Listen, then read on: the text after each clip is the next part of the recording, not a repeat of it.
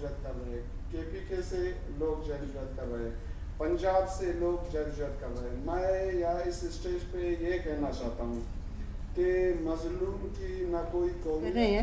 تو میں بہت زیادہ شکر گزار ہوں اس پینل کی.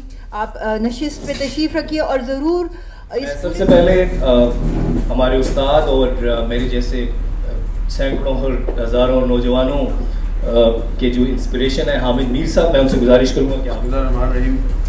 محترمہ آمنہ مسعود جنجوہ صاحبہ, بہت بہت شکریہ, آپ نے آج اس اجتماع میں مجھے بلایا, اور آصف صاحب کو یہاں پر دیکھ کے مجھے بڑی خوشی ہوئی. یہ لوگوں کو بلا رہے ہیں, ان کا تعارف کروا رہے ہیں, تھوڑا سا میں بھی ان کا تعارف کروا دوں کہ یہ کون ہے. یہ کوئی آج سے کافی سال پہلے کی بات ہے, جب عمران خان صاحب جو ہیں وہ مسنگ پرسنز کا جو کاز تھا اس کے بہت بڑے چیمپئن تھے. تو یہ آمنہ مسعود جنجوہ صاحبہ جب کہیں کیمپ لگایا کرتی تھیں, کہیں پہ احتجاج کرتی تھیں, تو اس وقت آسان تھا تھوڑا ان کو کوریج دینا. تو اس زمانے میں جو عمران خان صاحب کی سیاسی جماعت کا جو اسٹوڈنٹ ونگ تھا, ISF, انصاف اسٹوڈنٹ فیڈریشن, تو وہ بھی جدھر خان صاحب جاتے تھے اس کے پیچھے پیچھے وہ بھی بڑے سرگرم ہوتے تھے. تو یہ آصف صاحب جو ہے نا, یہ ISF کے ایک اس وقت بڑے ایکٹیو عہدیدار تھے, اور جس طرح کہ عمران خان صاحب بڑے بھرپور انداز میں مسنگ پرسنس کے کاز کو پروپوگیٹ کرتے تھے, تو یہ بھی ہمیں کافی آگے آگے نظر آتے تھے. پھر انہوں نے آمنہ مسعود جنجوہ صاحبہ کا بہت ساتھ دیا. پھر یہ جب ان کی تعلیم ختم ہو گئی تو یہ جرنلسٹ بن گئے, اور جرنلسٹ بننے کے بعد اب ابھی تک یہ اس کاز کے ساتھ ہے, حالانکہ یہ اسپورٹس جرنلسٹ ہیں, یہ پولیٹیکل رپورٹنگ نہیں کرتے. تو اس لیے آج ان کو کافی سالوں کے بعد آمنہ مسعود جنجوہ کے صاحبہ کے ساتھ میں نے دیکھا, تو مجھے بڑی خوشی ہوئی, اور امید ہے کہ آج کل عمران خان صاحب کے بارے میں ان کی رائے وہی ہوگی جو آمنہ مسعود جنجوہ صاحبہ کی. برا تو نہیں نا بنایا؟ میں نے یہاں پہ میرے سے پہلے کچھ دوستوں نے گفتگو کی, اور ان میں جو نصر اللہ بھائی ہیں ان کو تو ہم کافی سال سے جانتے ہیں, ان کی باتیں بھی سن رہے ہیں. اور اس کے علاوہ جو آفتاب صاحب ہیں, انہوں نے جو گفتگو کی ہے یقیناً وہ اپنے صوبے کی نمائندگی کر رہے ہیں. فگرز جو انہوں نے پیش کیے ہیں اس سے تھوڑا سا میں اتفاق نہیں کرتا. معاملہ KPK میں اتنا کم نہیں ہے, مسنگ پرسنز کا بہت زیادہ ہے. اچھا, آپ نے صرف سوات کی بات ٹھیک ہے. اور جو سندھ انعام صاحب نے بات کی اور بابا جان صاحب نے بات کی, تو مجھے بڑی خوشی ہوئی کہ آمنہ مسعود جنجوہ صاحبہ نے کوشش کر کے ان کو یہاں پر بلایا اور ان کو یہاں پر اپنا پیغام پہنچانے کا موقع ملا. اب میں اس موضوع پہ بہت بات کر سکتا ہوں, لیکن کیونکہ سینسرشپ کے حوالے سے بات ہو رہی ہے تو میں صرف اتنا ہی کہوں گا کہ ایک تو اچھی چیز یہ ہے کہ سینسرشپ کے باوجود ڈیفینس آف ہیومن رائٹس نے یہاں پر چاروں صوبوں سے اور گلگت بلتستان سے لوگوں کو اکٹھا کیا ہے. مجھے نہیں پتا کہ آپ نے آزاد کشمیر سے بھی کسی کو بلایا تھا یا نہیں بلایا تھا. اچھا, تو یہ مسئلہ پورے پاکستان کا ہے, ہر جگہ پہ کہیں پر لوگ ایکٹیو ہیں اور اس ایشو کو بہت بھرپور انداز میں ہائی لائٹ کرتے ہیں, کہیں پر لوگ ایکٹیو نہیں ہے, یا کوئی جو ایکٹیو ہے اس کی آواز جو ہے اس کو اسلام آباد تک پہنچنے میں کافی دیر لگتی ہے یا بڑی مشکلات کا سامنا کرنا پڑتا ہے. لیکن یہ ایک نیشنل ایشو ہے اور یہ پاکستان کے ہر صوبے میں اور ہر علاقے میں ہے. آمنہ مسعود جنجوہ صاحبہ بڑی باہمت خاتون ہے, خود ان کو بھی نہیں پتا کہ یہ کتنی باہمت ہے, اس لیے کہ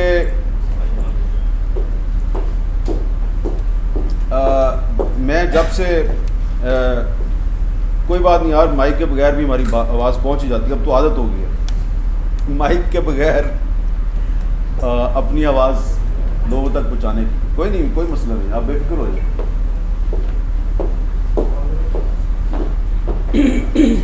یہاں پر جو بات ہوئی نا نقاب پوش لوگوں کی اور بندوق بردار لوگوں کی, تو یہ نقاب پوش اور بندوق بردار جو ہیں یہ اتنے خطرناک نہیں ہیں. زیادہ خطرناک لوگ وہ ہوتے ہیں جو آپ کے دوست اور ساتھی بن کر اور آپ کے ہمدرد بن کر آپ کی صفوں میں آ جاتے ہیں, اور یہاں پر بھی بیٹھے ہوں گے. اور پھر جو آپ بات کرتے ہیں اس کو جا کے مس رپورٹ کرتے ہیں. اور جب آمنہ مسعود جنجوعہ صاحبہ نے اپنی جدوجہد شروع کی 2006-2007 میں, اور مجھے یاد ہے کہ 2007 میں پہلی دفعہ ان کی آواز جب ہمارے شو کے ذریعے دنیا تک پہنچی تو میرے پاس میرے بہت سے کولیگس جو جرنلسٹ تھے, بہت سے پولیٹیکل لوگ اور بہت سی جو ہیومن رائٹس ایکٹیوسٹ تھے جو میرا خیال تھا کہ ان کے ساتھ ہیں, وہ آئے اور انہوں نے مجھے کہا کہ یہ بڑی خطرناک خاتون ہے. شروع میں یہ ٹیررسٹ تھی اور ایک ٹیررسٹ تنظیم سے ان کا تعلق تھا, اور مجھے کہا گیا بس آپ بچیں ان سے. پھر آہستہ آہستہ یہ غیر ملکی ایجنٹ بن گئی, اور اس کے باوجود جب یہ اپنی جدوجہد سے باز نہیں آئی, اس کے بعد ان کے کچھ اپنے ساتھی جو ان کے ساتھ اسی تنظیم کے پلیٹ فارم پر ان کے ساتھ کام کر رہے تھے, انہوں نے مجھے اپروچ کیا اور انہوں نے کہا کہ اس کو کسی طریقے سے ہم نے اپنی تنظیم سے نکالنا ہے, یہ ہائی جیک کر رہی ہے. میں حیران پریشان. تو ان کی ثابت قدمی تھی کہ اور ان کی ہمت تھی, اور اللہ تعالیٰ نے ان کی مدد کی کہ یہ ابھی تک اپنی جگہ پہ قائم دائم ہے. اور جو ان کے بارے میں جو پروپیگنڈا ہوا اس کو میں بیان نہیں کرنا چاہتا, وہ شاید ان کو بھی نہیں پتا. لیکن یہ اس وقت ہم سب کی ایک ادھر جہاں پہ سب پاکستان کے صوبوں سے لوگ آئے ہوئے ہیں, تو میں نے یہ مینشن کرنا ضروری سمجھا کہ یہ ہماری سب کی آپا جان باجی بڑی بہن بنی ہوئی ہے, تو اس کی سلامتی کی بھی دعا کیا کریں, کیونکہ آپ کو نہیں پتا کہ ان کے خلاف کیسے کیسے مقدمات بنانے کی کوشش ہوئی ہے. میں 2 سال پہلے کراچی میں ایک اردو کانفرنس ہوئی, تو اس اردو کانفرنس میں ایک گوادر کا شاعر تھا عمران ثاقب. تو عمران ثاقب نے ایک نظم پڑھی, وہ بڑی خوبصورت نظم تھی. تو میں نے اس کی نظم سنی, اور جب وہ سیشن ختم ہوا تو میں نے اس گوادر کے شاعر کو, وہ ہجوم میں گم ہو گیا, میں نے اس کو بڑی مشکل سے ڈھونڈا. میں نے اس کو کہا یار آپ نے اتنی خوبصورت نظم یہاں پہ آپ نے اپنی پیش کی ہے, یہ نظم جو ہے یہ تو میرا خیال ہے کہ یہ تو آپ کے صوبے کے جو اخبارات ہیں اس میں تو شائع ہوئی ہوگی. کہتا ہے جی نہیں. میں نے کہا کہیں پر آپ اس سے پہلے سنا چکے ہیں؟ کہتا ہے جی کئی مرتبہ سنا چکا ہوں. میں نے کہیں پہ شائع ہوئی ہے؟ کہتا ہے جی شائع بھی نہیں ہوئی. تو میں نے کہا اچھا کیا وجہ ہے, اتنی زبردست نظم آپ نے لکھی اور یہاں پہ پیش کی؟ اس نے کہا جی اس نظم کی وجہ سے میں بڑے مسائل کا شکار ہوں, لیکن جب میں یہ نظم کہیں پہ بولتا ہوں, بیان کرتا ہوں تو مجھے داد بڑی ملتی ہے, اور جب وہ اجتماع ختم ہو جاتا ہے, کانفرنس ختم ہو جاتی ہے, جلسہ ختم ہو جاتا ہے, اس کے بعد پھر جو میرے ساتھ ہوتا ہے وہ میں بیان نہیں کر سکتا. تو میں نے کہا اچھا یار یہ اپنی نظم جو ہے اس کی کاپی مجھے دے دو. تو وہ نظم جو ہے وہ میں نے کوشش کی کہ میرے کالم کے ذریعے لوگوں تک پہنچ جائے, اور بڑی مشکل سے وہ نظم جو ہے وہ لوگوں تک پہنچ گئی. کیسے پہنچی یہ ایک لمبی کہانی ہے. بیان صرف یہ کرنا ہے کہ ایک بلوچستان کا شاعر وہ اگر لاپتہ افراد کے مسئلے پہ ایک نظم لکھ کر اس کو پاکستان کے عوام تک میڈیا کے ذریعے پہنچانا چاہے تو it is very difficult for him to communicate his message through a poem. یعنی کہ یہ ابھی تو کہا جا رہا تھا نا شاید میں ایک دہشت گرد بنتا اور مجھے آمنہ مسعود جنجوعہ مل گئی, لیکن میں دہشت گرد نہیں بنا. تو وہ جو شاعر ہے وہ تو شاعر کا تو دہشت گردی سے دور کا واسطہ نہیں ہے, وہ تو قلم کے ذریعے اپنی بات لکھ رہا ہے. تو اب ذرا آپ اس نظم کے کچھ اشعار ہیں, میں آپ کو وہ سنانا چاہتا ہوں, اور اس کے بعد آپ کو میں اگلی بات بتاؤں گا. یہ پوری نظم نہیں ہے, اس کے کچھ اشعار ہیں. تو یہ عمران ثاقب صاحب نے اپنی اس نظم میں کہا, ہجوم ایک منتشر ریوڑ کی طرح چل رہا ہے کہ ان میں سمت کا جو سوچتا ہے لاپتہ ہے. وہ جن کی روح جڑ سے مر چکی ہے پھر رہے ہیں, جو خود میں دفن ہو کر جی اٹھا ہے لاپتہ ہے. دعا عمرہ کی بر آتی ہے مانگے سے بھی پہلے, زمیں پر جو غریبوں کا خدا ہے لاپتہ ہے. جوہل بازار میں سب جھوٹ کے گاہک ہیں ثاقب, جو اس ماحول میں سچ بولتا ہے لاپتہ ہے. اب اس میں آپ کو کہیں پر بھی کوئی دہشت گردی یا پاکستان دشمنی نظر نہیں آئے گی. لیکن جب یہ نظم جو ہے یہ میرے کالم میں شائع ہوئی تو اس کے بعد اس شاعر کے ساتھ اس کو کافی مشکلات کا سامنا کرنا پڑا.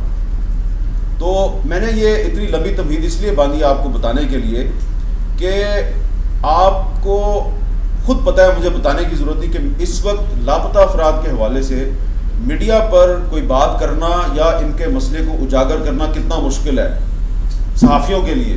جب شاعر کے لیے اپنی نظم کے ذریعے اپنا پیغام عوام تک پہنچانا مشکل ہو جائے تو آپ سوچیں صحافیوں کے لیے کتنا مشکل ہوگا. اب بظاہر کہنے کو پاکستان میں میڈیا بہت آزاد ہے. 3-4 دن پہلے Pakistan federal union of journalist کا ایک سیمینار تھا, تو اس سیمینار میں وزیر اطلاعات شبلی فراز صاحب بھی آئے ہوئے تھے. تو شبلی فراز صاحب نے جب تقریریں سنی صحافیوں کی کہ ادھر سینسرشپ ہے, ادھر میڈیا کے لیے بڑے مسائل ہیں, صحافیوں کو اٹھایا جا رہا ہے, اغوا کیا جا رہا ہے, تو انہوں نے کہا کہ جب کسی ملک میں صحافیوں کے لیے حالات بہت خراب ہو جائے نا اور ان پر پریشر بہت زیادہ ہو تو ان کو موقع ملتا ہے کہ وہ اچھی صحافت کریں. تو انہوں نے ہمیں یہ پیغام دیا کہ اگر پاکستان میں حالات خراب ہیں میڈیا کے لیے اور آپ بہت زیادہ سینسرشپ کا شکار ہیں تو یہ کوئی بری بات نہیں ہے, اس میں تو آپ کی جو صحافیانہ صلاحیتیں مزید نکھر کے سامنے آئیں گی. یعنی کہ وہ ہمیں بھی وہی بنانا چاہتے ہیں جو آمنہ مسعود جنجوہ نوجوانوں کو نہیں بننے دیتی. اچھا, اب اس میں ایک لیٹسٹ واقعہ یہ ہے کہ میڈیا جو ہے وہ اس کے لیے کیا پرابلمز ہیں. ماضی کے تو میں آپ کو بہت سے واقعات بتا سکتا ہوں. لیٹسٹ واقعہ یہ ہے کہ جب voice of Baloch missing persons کے کچھ لوگ جو ہیں نصر اللہ بلوچ صاحب کی قیادت میں جب وہ اسلام آباد آئے کچھ ہفتے پہلے, تو انہوں نے اسلام آباد پریس کلب کے باہر اپنا سوچا کہ ہم دھرنا لگائیں گے اور ہماری کوریج ہو جائے گی, ہمارا مسئلہ لوگوں تک پہنچ جائے گا. تو انہوں نے آ کے کیمپ لگایا پریس کلب کے باہر. تو پولیس نے کہا جی کہ آپ کیمپ اٹھائیں اور جائیں یہاں سے. تو انہوں نے پریس کلب کی انتظامیہ سے رابطہ قائم کیا. پریس کلب کی انتظامیہ نے ایڈمنسٹریشن سے رابطہ قائم کیا. ایڈمنسٹریشن کی طرف سے کہا گیا جی یہ آپ کیوں فیسیلیٹیٹ کر رہے ہیں, یہ بڑے غلط لوگ ہیں. تو انہوں نے کہا اچھا ٹھیک ہے, وہ آپ اس طرح کریں کہ یہ ہماری ذمہ داری, آپ ان کو تنگ نہ کریں, یہ بس یہ زیادہ پرابلم نہیں کریں گے آپ کے لیے. خیر, انہوں نے وہاں پہ کیمپ لگا لیا. کافی دن گزر گئے, ان کو کوئی کوریج نہیں مل رہی اور میڈیا میں بھی کوریج نہیں مل رہی. اور صورتحال یہ تھی کہ مجھے خود میرے ذاتی علم میں ہے کہ کچھ رپورٹرز اور کیمرہ مین جو آئے ان کی بات سننے کے لیے, انہوں نے جا کے جب اپنی اپنی سٹوریز فائل کی تو ان کے ساتھ پرابلم شروع ہو گئے. پھر یہ ہوا کہ کیمرہ مین تھے کچھ, ان سے کہا گیا کہ یہ جو آپ نے ان کی ریکارڈنگ کیا یہ ہمارے حوالے کریں. تو کچھ ہمارے جو ٹی وی چینلز کے جو نیوز رومز ہیں انہوں نے بندے ہی بھیجنے بند کر دیے. پھر ہم نے جن کو ضرورت تھی تھوڑی سی فوٹیج کی, ہم نے کوشش کی کہ جو نان ریگولر جرنلسٹ ہے یا نان ریگولر کیمرہ مین ہے ان کو بھیج دیا کہ وہ کر لیں تھوڑا سا, تاکہ ان کو کوئی فالو نہ کر سکے, ڈیٹیکٹ نہ کر سکے.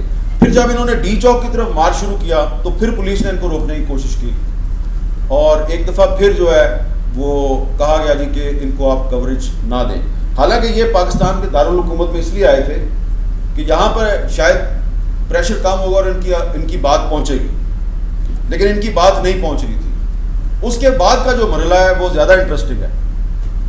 وہ اگر نصر اللہ بلوچ صاحب جو ہیں وہ آپ کو خود ہی بتا دیں تو بہتر ہے. بہرحال انہوں نے کوشش کی کہ کچھ پولیٹیکل پارٹیز کے لوگ جو ہیں وہ آئیں اور وہ آ کے ان کی بات سنیں. جیسا کہ آمنہ مسعود جنجوہ صاحبہ نے بھی بڑی کوشش کی کہ آج کچھ بڑی پولیٹیکل پارٹیز کے امپورٹنٹ لوگ جو ہیں وہ یہاں پہ آئیں. انہوں نے یہ کوشش کوئٹہ میں پی ڈی ایم کے جلسے کے فوراً بعد بھی کی تھی اور ان کا پیغام جو ہے وہ پاکستان کے کم از کم 3 بہت اہم اپوزیشن لیڈرز تک پہنچ گیا. لیکن ان کو کہا گیا جی ہمارے پاس ٹائم نہیں ہے, ہمارا اسکیجول بڑا ٹائٹ ہے. تو اسی طرح نصر اللہ بلوچ صاحب نے بھی کوشش کی. بہرحال ان کی جو کوشش تھی وہ اس لیے کامیاب ہو گئی کہ ابتدا میں خیال یہ تھا کہ یہ بس ایک دن کے لیے ڈی چوک میں آئے ہیں, چند گھنٹے بیٹھیں گے واپس چلے جائیں گے. لیکن یہ تو آئے تھے بلوچستان سے, تو یہ جب وہاں بیٹھ گئے تو انہوں نے کہا اب ہم نے واپس نہیں جانا. دوسرا دن بھی گزر گیا, تیسرا دن جب گزر گیا اور تھوڑا تھوڑا اپوزیشن والوں کو احساس ہوا کہ یہ بڑی زیادتی ہے کہ یہ اتنی دنوں سے آگے بیٹھے ہوئے ہیں اور ان کے پیغامات ہم تک پہنچ رہے ہیں، تو پھر مریم نواز صاحبہ آ گئی. اور مریم نواز صاحبہ آئیں اور انہوں نے آ کے ان کی بات سنی. اور وہاں پہ اس دن یہ ہوا کہ جب یہ ہماری بہن جو ہے بیٹی سمی بلوچ جو ہے جب یہ اپنی بات کر رہی تھی، جیسے اس کی گفتگو شروع ہوئی تو میں بھی کیونکہ وہیں پر موجود تھا اور میرا رابطہ تھا کچھ ہمارے میڈیا کے لوگوں سے، جیسے ان کی گفتگو شروع ہوئی تو کہا گیا کہ نہیں ابھی یہ فوراً اس کو آف ایئر کرے. تو ان کو آف اسکرین کر دیا گیا کیونکہ یہ اپنی بات کر رہی تھی. پھر ایک اور وکٹم تھا، اس نے اپنی بات شروع کی. پھر نصر اللہ بلوچ نے بات شروع کی. ان کی گفتگو جو ہے وہ نہیں آنے دی گئی میڈیا پر. پھر جب مریم نواز آئیں تو شاید ان کو احساس تھا کہ میں یہاں پر اس لیے آئی ہوں کہ صرف میری بات نہ جائے بلکہ ان کی بات بھی جائے. تو انہوں نے مائک دوبارہ ان کے ہاتھ میں دیا، پھر ان کو آف ایئر کر دیا. دوبارہ مائک جب ان کے ہاتھ میں آیا تو پھر ان کی بات تھوڑی دیر کے لیے گئی، لیکن ان میں سے کسی کی بھی، یعنی کہ وہ جن کو ملنے آئیں، جن کی بات سننے وہ وہاں پر گئیں، ان کی بات نہیں گئی آن ایئر. البتہ مریم نواز صاحبہ کی بات آن ایئر چلی گئی. اس کے بعد وہ وہاں سے چلی گئی تو پھر ان کے ساتھ ان کو کافی ساری دھمکیاں دی گئیں. تو آمنہ مسعود جنجوہ صاحبہ کل رات تک بڑی کوشش کر رہی تھی کہ یہاں کوئی آ جائے، لیکن کوئی کیوں آئے، کیونکہ آج کل تو مقابلہ ہے حکومت اور اپوزیشن میں کہ کون زیادہ اسٹیبلشمنٹ کو خوش کر سکتا ہے. تو یہ بات ہے جس سے کچھ لوگ اتفاق نہیں کریں گے، لیکن اندر کی کہانی یہی ہے. اور اس میں اگر پاکستان کی بڑی مین سٹریم پولیٹیکل پارٹیز کی لیڈرشپ اس ایشو پر کھل کر بات نہیں کرتی تو آپ میڈیا سے توقع کرتے ہیں کہ میڈیا جو ہے وہ اس پر بات کرے اور آپ کی بات کو آگے پہنچائے. آپ کی پارلیمنٹ میں اس پہ بات نہیں ہوتی. جو سینیٹر یا ایم این اے اس پر تھوڑی سی بات کرتا ہے اس کو پھر بعد میں وہ دوبارہ الیکٹ ہی نہیں ہونے دیتے. فرحت اللہ بابر صاحب کی مثال آپ کے سامنے ہے. تو اس لیے یہاں پر کوئی یہ سیکرٹ نہیں ہے، یہ ایک کھلی حقیقت ہے کہ پاکستان کی پارلیمنٹ اور پاکستان کی عدلیہ نقاب پوش اور بندوق بردار افراد کے ہاتھوں یرغمال ہے. اور جب پارلیمنٹ اور عدلیہ یرغمال ہو تو میڈیا جو ہے وہ بھی ڈائریکٹلی یا انڈائریکٹلی وہ بھی یرغمال بن جاتا ہے. اور کیونکہ میڈیا کی آزادی جو ہے وہ آپ کی پارلیمنٹ اور عدلیہ کی آزادی کے ساتھ مشروط ہے. میڈیا آئسولیشن میں بہادری کا مظاہرہ نہیں کر سکتا. اگر کوئی بہادری کا مظاہرہ کرتا ہے تو پھر اس کے ساتھ وہی ہوتا ہے جو مطیع اللہ جان صاحب کے ساتھ ہوا، اور بھی لوگوں کے ساتھ ہوتا ہے. ابھی پرسوں بھی سندھ میں ایک جرنلسٹ جو ہے اجے للوانی، اس کو قتل کر دیا گیا اور قاتلوں نے اس کو گولیاں مارنے سے پہلے کہا کہ تم ہمارے خلاف بڑا لکھتے ہو، ڈس ڈس ڈس. تو جو بھی سچ لکھے گا اس کا انعام ڈس ڈس ڈس. اور جو ڈس ڈس ڈس سے بھی نہ ڈرے تو پھر وہ کیا کرتے ہیں کہ اس کے گھر والوں کو ڈرانے کی کوشش کرتے ہیں، اس کے گھر کی عورتوں کو ڈرانے کی کوشش کرتے ہیں. کہانی بڑی لمبی ہے. اور یہ ہے اصل پاکستان دشمنی. یہ جو دوسروں کو دشمن اور غدار کہتے ہیں نا، یہ ہے اصل میں پاکستان کے ساتھ دشمنی کہ جب آپ سندھ سے لاپتہ افراد کی بازیابی کے لیے نعرے لگاتے ہوئے پرامن لوگوں کو آپ پنجاب میں داخل نہیں ہونے دیتے تو آپ ان کو یہ پیغام دے رہے ہیں کہ سندھ میں کچھ لوگ جو پنجاب پر تنقید کرتے ہیں وہ بالکل درست کرتے ہیں. وہ کہتے ہیں پنجابی ظالم ہیں، یہ لو ہم تمہیں بتاتے ہیں کہ ظلم کیا ہوتا ہے. اور یہ صرف آپ کے ساتھ نہیں ہوا، یہ اس سے پہلے یہ 2014 میں جب کوئٹہ سے کراچی اور کراچی سے اسلام آباد تک لانگ مارچ ہوا تھا، جب وہ لوگ پنجاب کی حدود میں داخل ہوئے تو ان کے ساتھ جگہ جگہ پہ یہی ہوا. اور خاص طور پہ اوکاڑا میں ان کے ساتھ بہت زیادہ ان کو تنگ کیا گیا، وائلنس ہوا، کیونکہ وہاں پہ ایک بہت بڑی چھاؤنی ہے. اور اس وقت بھی یہ بڑا مشکل تھا. اور اس وقت جب اس لانگ مارچ کے کچھ شرکا جو ہیں ان کو ان کی ڈیمانڈس پر ہم نے پروگرام کرنے کے لیے ان کو اپنے اسٹوڈیو میں بلایا. تو اس وقت کے جو D G I S P R تھے جنرل عاصم باجوہ, وہ خود ذاتی طور پہ چل کے آئے اور انہوں نے مجھے کہا کہ آپ یہ پروگرام نہ کریں ورنہ اس کے نتائج اچھے نہیں ہوں گے. تو اس لیے آفتاب علی شاہ صاحب صرف آپ نہیں ہیں جو جن پہ ظلم ہوا ہے, آپ کے ساتھ جو ظلم ہوا ہے اس پہ ہم آپ کے ساتھ ہمدردی کرتے ہیں.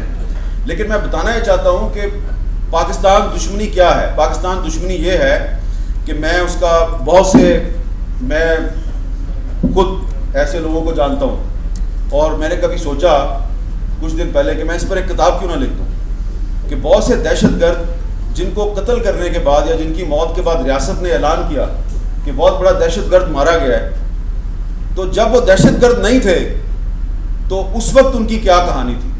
تو کم از کم 3-4 واقعات ایسے ہیں کہ میرے پاس تو ایویڈنس موجود ہے کہ وہ دہشت گرد کچھ سال پہلے چھوٹے چھوٹے بچے تھے, اسٹوڈنٹ تھے, اور میرے پروگرام میں ایک میر علی کا ایک چھوٹا سا بچہ تھا 13-14 سال کا, وہ اس کے گھر پہ ڈرون اٹیک ہوا تو اس کو بنو ہاسپٹل میں لایا گیا. عید کا دن تھا, عید کے دن اس کے گھر پر بمباری ہوئی. مجھے کسی نے بنو سے فون کیا, اس نے کہا جی کہ آپ ضرور آئیں آج. تو میں جناب عید کے دن بنو چل پڑا. وہاں جا کے میں نے اس ایک ہسپتال میں جو وکٹمز تھے بیچارے زخمی, ان کو دیکھا. تو یہ جو ایک بچہ تھا جو زخمی تھا, مجھے ڈاکٹر نے کہا کہ یہ بچہ جو ہے اس کی ماں بھی اس کے ساتھ تھی اور اس کے ساتھ والے بیڈ پہ تھی اور وہ مر گئی ہے. اور یہ بچہ جو ہے نا, یہ ماں کے مرنے سے پہلے تک اس کو یہ کہہ رہا تھا کہ ماں وہ جو میرا بیٹ تھا بلہ, وہ بلہ بچ گیا کہ وہ بچہ جو ہے وہ کرکٹ کھیلنے کا شوقین ہوگا. تو جب اس کے گھر پہ بم گرا تو وہ ماں کے ساتھ زخمی ہو کے اسپتال آیا. تو اس کو جب ہوش آیا تو وہ ماں سے بلے کی بات کر رہا تھا کہ میرا بلہ بچ گیا یا نہیں بچا. تو ماں نے اس کو یہ کہا کہ بیٹا یہ تمہارے ساتھ جو ہوا نا, تو بلے کو بھول جا. تو ایک قبائلی ہے اور تیری روایت یہ ہے کہ تیرے بزرگوں کی بھی یہی روایت تھی کہ جس نے تیرے گھر پہ بم مارا ہے تو نے اس کو بم مارنا ہے, بس بلے بلے کو بھول جا. اور وہ ماں یہ الفاظ کہہ کے دنیا سے چلی گئی. اور وہ بچہ جو ہے نا, وہ پھر اس نے بلے کی بات بند کر دی اور وہ خاموش ہو گیا. اب ڈاکٹر نے مجھے کہا کہ یار آپ آ ہی گئے ہیں اگر اللہ کی طرف سے, تو اس بچے کو سمجھاؤ, یہ نہ کچھ کھاتا ہے نہ پیتا ہے. میں نے جناب اس بچے کے آگے مائک کر دیا, اس سے بات کرنے کی کوشش کی, پھر اس بچے کی کہانی سنائی. یہ نہیں بتایا جو میں نے ابھی آپ کو بتایا, اور اس کے بعد میں اس بچے کو بھول گیا. صرف 2 سال کے بعد یہاں پہ ٹیکسلا کے قریب جو آپ کی ایک آرڈیننس فیکٹری ہے, اس پر ایک سوسائڈ اٹیک ہوا. اور اس سوسائڈ اٹیک میں جو لوگ, اس میں بہت سے لوگ مارے گئے تھے, لیکن ایک اس میں یہ بچہ جو 2 سال کے بعد میرا خیال ہے 15-16 سال کا ہو گیا ہوگا, یہ بھی مارا گیا. تو اس کا جو سامان تھا, جو اس کی جیب تھی, اس میں سے کچھ چیزیں نکلیں. تو اس کے پاس ایک پرانا سا موبائل تھا, تو اس موبائل میں اس کے وہ جو پروگرام تھا, اس کا وہ کلپ تھا جس میں وہ میرے سے بات کر رہا ہے. وہاں سے اس کی آئیڈینٹیفیکیشن ہوئی. تو میرے پاس کچھ لوگ آئے جو تحقیقات کر رہے تھے, تو انہوں نے کہا جی وہ ہمیں وہ پروگرام کی پوری نقل چاہیے. میں نے کہا کیا کرو گے آپ نقل لے کے؟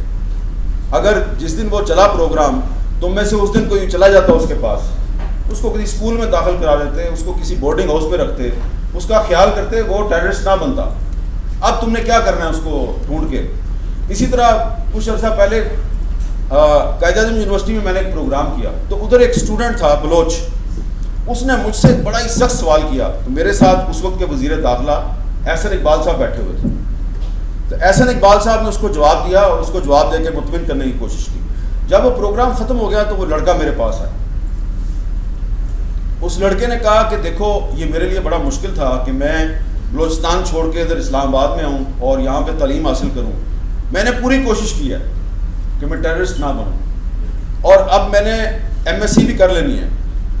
ایم ایس سی کرنے کے بعد اگر مجھے نوکری نہیں ملے گی نا, تو میرے پہ بڑا دباؤ ہوگا کہ اب تم ہمیں جوائن کر لو. میں نے کہا یار تم پہ کون دباؤ ڈال رہا ہے, کہتا ہے میرے دوست جن کے ساتھ میرا بچپن گزرا ہے, میں نے واپس تو اپنے علاقے میں جانا ہے نا, آئسولیشن میں تو نہیں رہنا, میں ساری عمر اسلام آباد میں تو رہ نہیں سکتا, نہ ہی میں میرے پاس اتنے پیسے ہیں, تو واپس تو میں نے جانا ہے. اگر نوکری نہیں ملے گی تو مجھے ان کو جوائن کرنا پڑے گا. کوئی سال 1.5 سال کے بعد وہ لڑکا مجھے دوبارہ ایک پروٹیسٹ میں ملا, بلوچ اسٹوڈنٹس کا پروٹیسٹ تھا پریس کلب کے باہر. اس نے کہا میں نے آپ کو آپ کے پروگرام میں کہا تھا نا کہ نوکری نہ ملی تو مجھے جوائن کرنا, مجھے نوکری نہیں ملی, 1.5 سال ہو گیا. میں نے اس کا نمبر لیا. کچھ 2-3 مہینے کے بعد میں نے اخبار میں اس کی خبر دیکھی, تصویر دیکھی, پتہ چلا جی وہ بلوچستان میں اس کو مار دیا, بہت بڑا دہشت گرد جو ہے وہ گرفتار ہو گیا.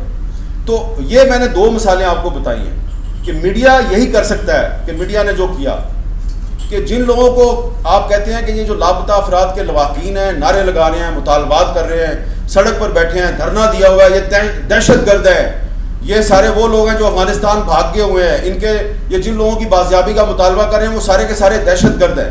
تو اگر آپ کا یہ رویہ ہوگا اور آپ ان کی آواز دبانے کی کوشش کریں گے تو یہ ٹیررزم ختم نہیں ہوگا. اس لیے اگر آپ پاکستان سے محبت کرتے ہیں تو پاکستان سے محبت کا تقاضا یہ ہے کہ پاکستان کا آئین اس پر عمل درآمد کریں. آپ جب کسی پاکستانی شہری کو اٹھا کر غائب کرتے ہیں اور اس کو عدالت میں پیش نہیں کرتے تو آپ پاکستان کے آئین کی خلاف ورزی کرتے ہیں. جب آپ اس لاپتہ شخص کے اہل خانہ کی فریاد کو میڈیا پر نشر ہونے سے روکتے ہیں تو آپ پاکستان کے آئین کی خلاف ورزی کرتے ہیں. اور اس کے بعد جب آپ اس شخص کو ایک جعلی مقابلے میں قتل کر دیتے ہیں تو آپ پاکستان کے آئین کی خلاف ورزی کرتے ہیں.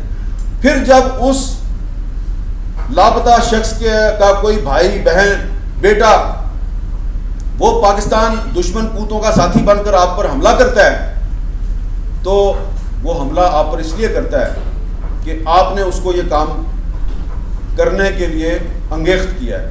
میں نے مجبور کا لفظ نہیں استعمال کرتا, مجبوری میں اور انگیخت میں فرق ہے. تو اس لیے یہ جو ایک